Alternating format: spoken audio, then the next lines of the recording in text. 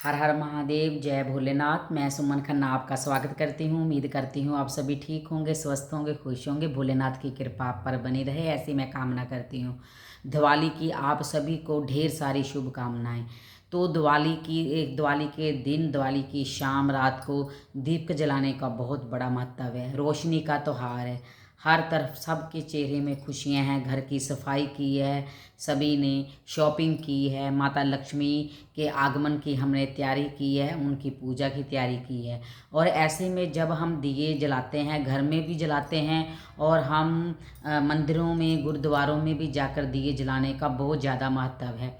और कहा जाता है कि अगर हम मंदिर में, गुरुद्वारे में, धार्मिक स्थान पर, किसी भी धार्मिक स्थान पर अगर हम दियों से मंदिर को रोशन करते हैं, भगवान के सन्मुख हम दीपक जलाते हैं, तो जैसे उनके सामने हम रोशनी करते हैं तो वो हमारे घर में कभी भी अंधेरा नहीं होने देते। हमारा घर धन धान से, खुशियों से भरा रहता है।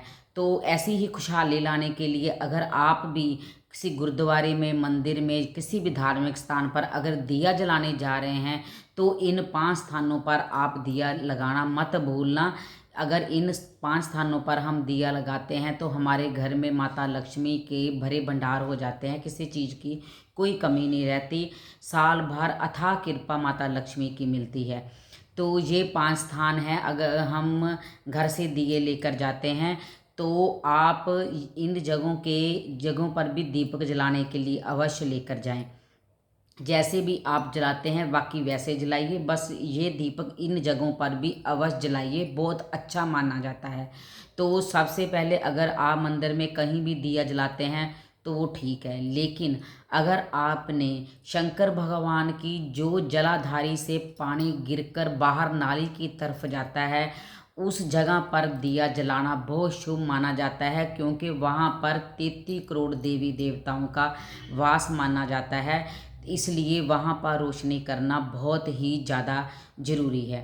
दूसरा, आप मंदिर में अगर दिया जहाँ पर जल भरने का कोई स्थान हो, तो कोई टूटी लगी हो, अगर कोई आरओ लगा हो, कोई फिल्टर वगैरह लगा हो, कहीं भी पानी का स्थान हो, तो आपने वहाँ पर भी दिया अवश्य जलाना है।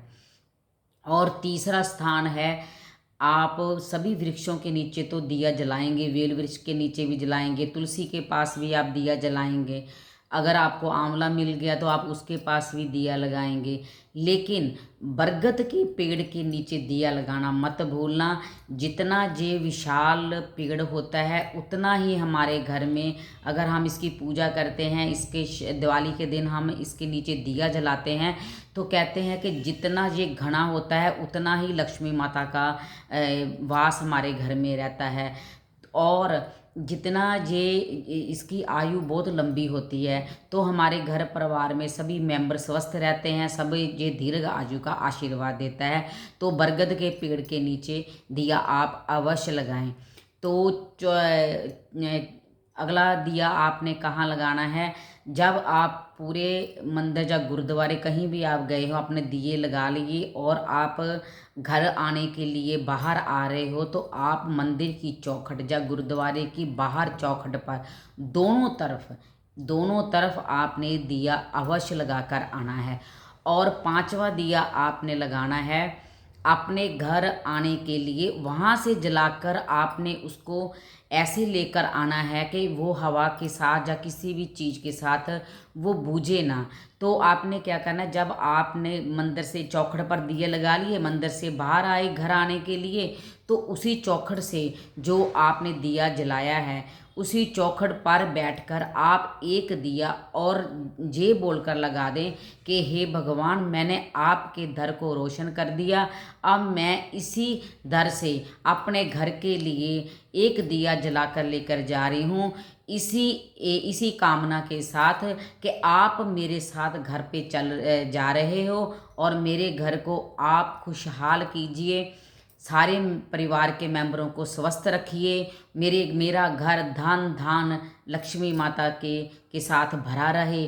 तो ये दिया आपने घर में लेकर आना है और ये ख्याल रखना है कि ये दिया बुझना नहीं चाहिए। और आपने ये दिया लाकर अपनी रसोई घर में रख देना है और इसका मुख जो है आपने पूर्व की तरफ या उत्तर की तरफ रखना है दिए का मुख। और माता रानी से प्रार्थना करनी है कि मेरा घर सब कुछ खुशहाल रहे, किसी चीज़ की कोई कमी ना आए। तो मैं भगवान से प्रार्थना करती हूँ कि आपकी दिवाली बहुत अच्छी हो। आप मुझे कमेंट में ज़रूर बताना कि आपने दिवाली कैसे मनाई और सभी परिवार वाले ने कैसे मिलकर इसकी पूजा की, लक्ष्मी माता की, ये भी बताना। तब अगली मिलती हूँ अगली वीडियो में, तब तक के लिए हर हर महादेव, जय भोलेनाथ।